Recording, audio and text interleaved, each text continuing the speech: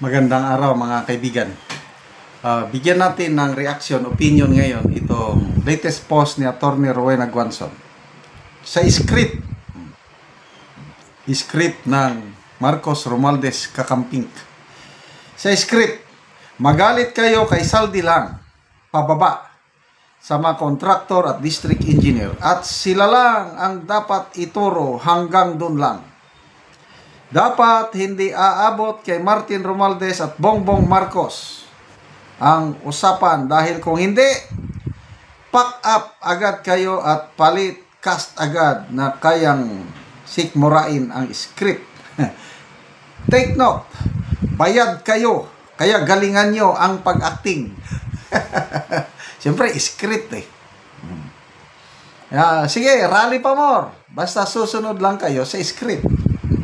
Exhibit A, mag-rally kami sa korupsyon, sa flood control, pero hindi kasama dito ang panawagan na hashtag BBM resign. BBM resign. Ang galing. Ang galing ng ni Atty. Guanzon ba? Kuhang-kuha niya. Let's see, people who reacted. People who reacted, 7,600. 4,600 tumatawa. Kanino ang tinatawanan nila? Yung script siguro.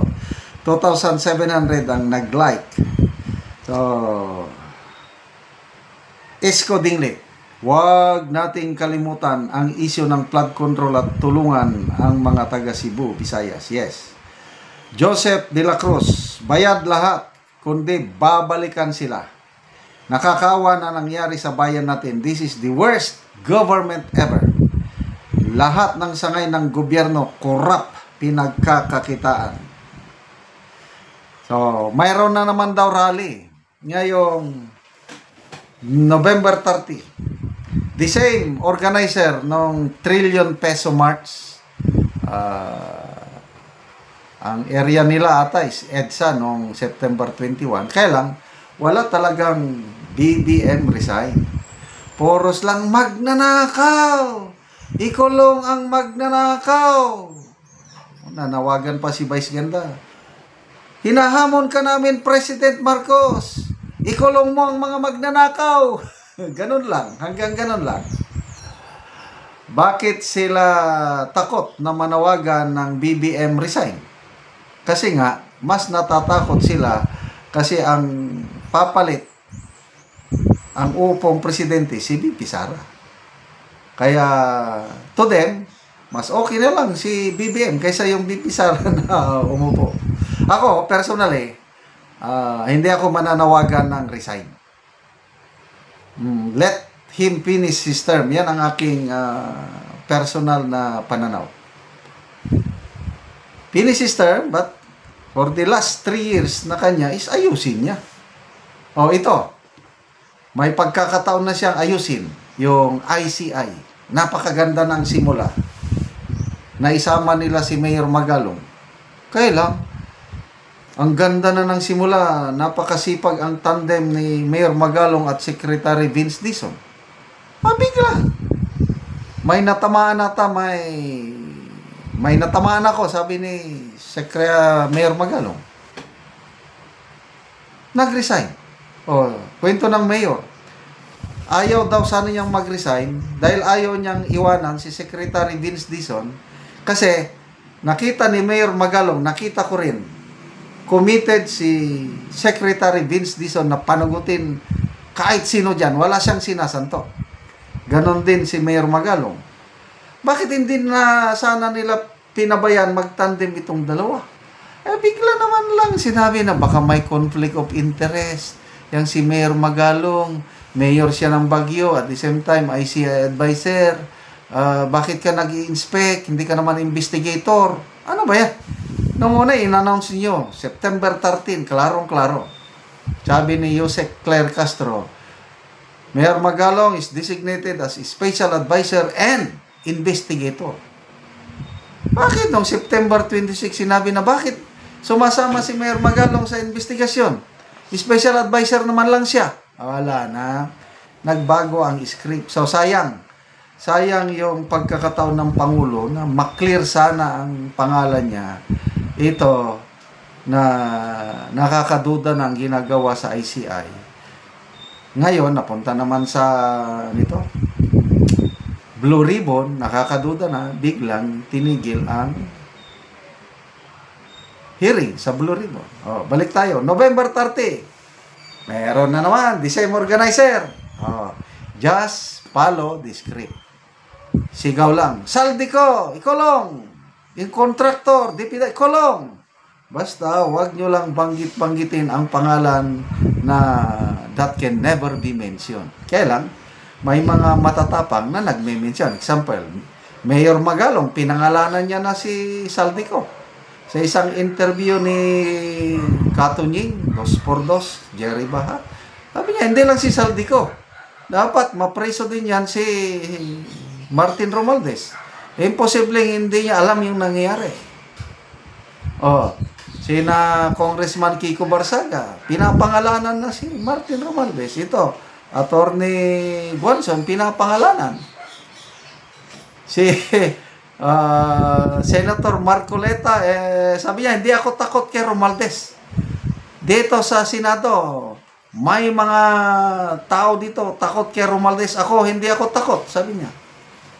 Ganon din si Senator Alan Peter Cayetano. Bakit takot kayong banggitin ang pangalan ni Romualdez? Kaya nanawagan siya kay Saldico. Ikanta mo na yung alam mo. Huwag mong pabayan na ikaw lang ang kawawang makulong. Ikanta mo na si Romualdez. Ano ngayon, Romualdez? Nako, humingi na ng travel clearance sa Kamara. 14 days daw, magpunta ng abroad, magpagamot. Tignan natin. Kung ako ang yung tatanungin, nakikita ko, bigyan nila ng travel clearance. Punta ng abroad. Pag nandun na, wala na. Katulad na siya ni Saldico. Mapapauwi ba nila Saldico? I don't think so. Kasi, by all indication, wala silang ginagawa. Cancel ang passport? Wala. Asin lang. Hindi, libre si Saldico na. Biyahe-biyahe. Ngayon, is nasa Madrid, Spain pa lang ata. At October 9. Ayon sa netizens, October 9 daw ang biyahe niya papuntang Dubai. So, good luck sa mga rallyista. Just follow the script at wala kayong problema. Salamat mga kaibigan sa inyong pagsubaybay sa ating channel. Nakakatulong kayo ng malaki sa Tribong Talandig ng Bukidnon. Ang income natin sa channel ito, pantulong sa tribo. Namimigay tayo ng livelihood assistance sa kanila, nagpapatanim ng saging lakatan at Arabica coffee. Panoorin yung video nito. Anak ko sa areas ni Uncle Baba, so mag-aabuno siya sa iyang kape. So tag-isagid ka kutsara, tulo ka bangag ang kuan kay tulo naman ka bulan, will grow ang gina abuno karon ani kay tulo na ka bulan ug mo na niyang itsura sa iyang kape nga tulo na ka bulan. So dagay na sanga og tambok pod. Oro pa may napangaman to sila. Gawas nga hinlo tambok pod. Wala rin mo ka.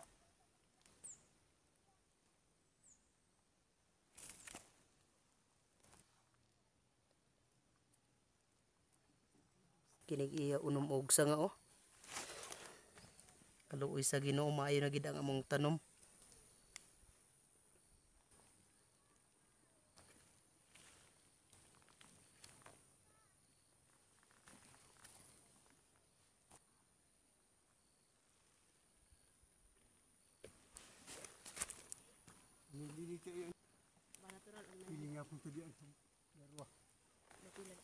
O karon human sa pag-abono mag-a-spray na po.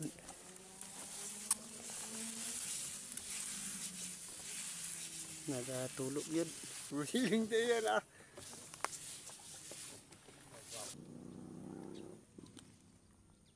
Salamat ko sa sponsor din akong tanong mga kape din hinaon nga dugang to panalanginan sa Ginoo.